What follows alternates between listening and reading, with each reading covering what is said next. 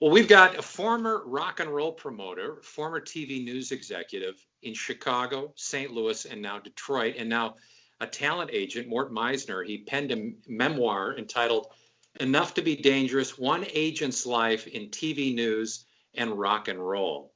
And Mort, you spent so much time in St. Louis. What memory sticks out the most that you put in this book of yours? Well, one of the big ones certainly was when early in my tenure, the first week, we did an investigative story on Anheuser-Busch, who was allowing workers to drink beer while on the job, and some cases driving home drunk, and in some cases injuring people or worse. And we decided this can't be true. We looked into it, found it was true, and we drilled them with a series of stories. And Fleischman, who was their PR agency, called the boss at KSDK and demanded I be fired.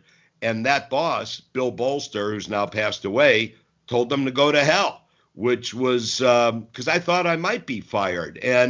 But what I learned, at least during my time at KSDK, we decided to blow up the Sacred Cows, and that was the first one. And that the Sacred Cow, back in those days, the brewery basically ran the town. If they made some kind of a demand, it was followed usually. It was, and they were arm in arm with their PR group, and I thought they were very arrogant, pompous, but we were able to do some great news, but that really stands out journalistically. One story I remember was the fellow who climbed the Gateway Arch with suction cups. His name was John Vincent. And when he got to the top, he smoked a joint and then did a jump off of the arch. And people had seen this. And every news station in town was trying to get this guy. I remember you ordered a limousine, and you could take it from there. Yeah, no, I remember I had a habit. I always felt I could find anyone, anytime, anywhere. We were able to get him on the phone. Obviously, there were no cell phones, but I somehow reached someone who had him in line of sight. I think it may have been at a restaurant, and they went and got him. They brought him to the telephone, and I talked to him, and he said he had no way to get to the station. And I said, well, how about a cab? And he didn't have any money. So we got a limo, and we went and picked him up and brought him to the station where we interviewed him. You somehow just reminded me of another crazy story where it was anchorman Dick Ford, who everyone in St. Louis knew, and he worked at your station as well. It was his birthday. And it was during the TWA hostage crisis, and he's sitting at his desk typing. And this was one day he wasn't wearing short shorts, and this guy comes in, a Groucho Marx lookalike, to sing him happy birthday. And it's 20 minutes before news time, and Dick said, "Leave me alone here, I'm typing." And the guy keeps singing. Dick, I swear to you, got up out of his chair, lifted the guy up by his lapels, and threw him through the doors of the newsroom and said, "Now stay the hell out of here." But and these are the stories you're going to hear in this book. You basically, in Enough to Be Dangerous, you pull open the blinds and show people, give them a glimpse of what it's really like in a newsroom, or at least the way it was back in the 80s and the 90s. Stories about the story over in Illinois where the woman Sims murdered not one but two of her children, and we took tremendous heat because early on we had an anchor woman at the time named Lane, and we asked the woman, "Did you murder your child?" And I remember everyone in the news conference was aghast and she denied it. We took a lot of crap from the opposing stations.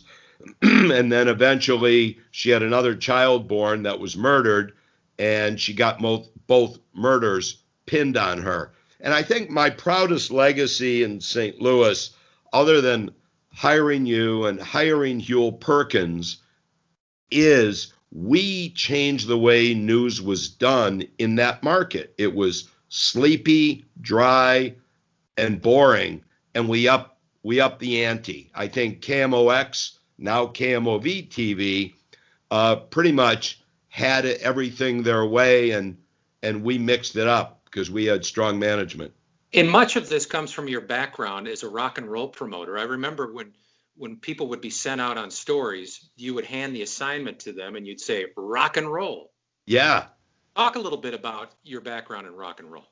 Yeah, I had the good fortune of being able to meet and promote Bruce Springsteen, Bowie. I did Kiss's first national tour. I crashed one night in bed and we slept with Steven Tyler and my bodyguard after a night of debauchery.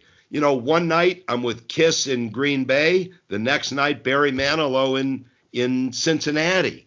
And I started working in that industry selling Cokes, not Coke, Cokes at one of the major rock palaces in Detroit.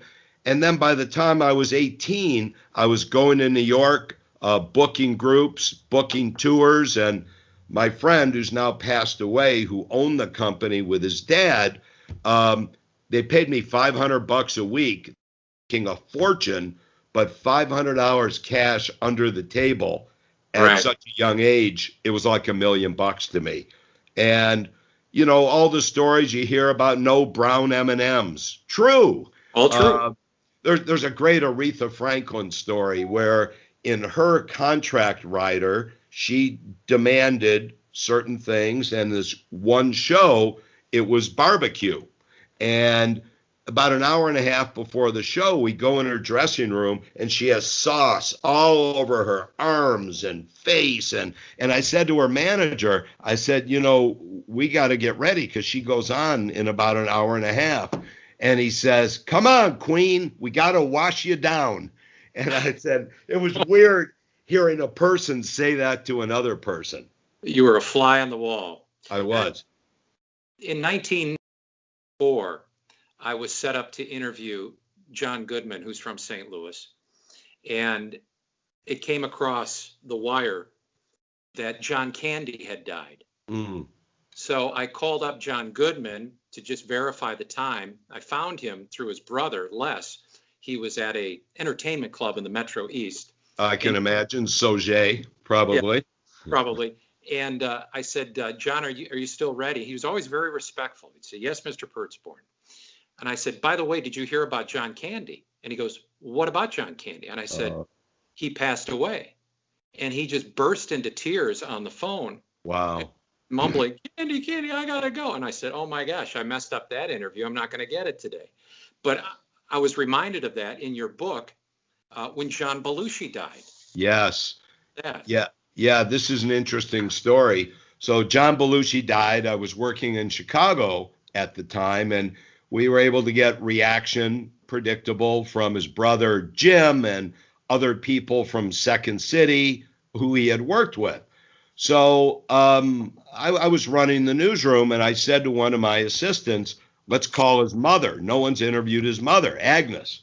And no one wanted to call her. I said, well, we got to call her. So I pick up the phone. I call her up, and I say, Agnes Belushi, Mort Meisner at CBS News in Chicago. I'm so sorry to hear about your son, John. And she said, what do you mean? And I said, well, he passed away. I wanted to give you our condolences. And she found out from us, which was brutal. It was so many hours after the fact, but that's one I would have loved to have back for sure. Yeah, and you got to look back on those times. We didn't have the ubiquitous news that we have today. We didn't. We had a newscast, certain hours. Well, It's all in the book, enough to be dangerous. And the face on the book right there is Mort Meisner, One Agent's Life in TV News and Rock and Roll. And where can people get this book, Mort? Amazon.com. And I want to say, and this is very humbling, it's on the Amazon bestseller list after 1 week in 3 categories: in journalism, rock and roll, and entertainment. And so I'm so proud of that. but you can get the book at Amazon.com or BarnesandNoble.com and select bookstores. Yeah, and Mort, a TV agent who made it despite an abusive childhood. That's all in the book. You can read it right there. Mort, thanks so much for joining us. John, thanks so much. Sending you and your family all my love. One of the great ones. Will do. Mazel tov. Thank you. Bebelach. See you later. You too.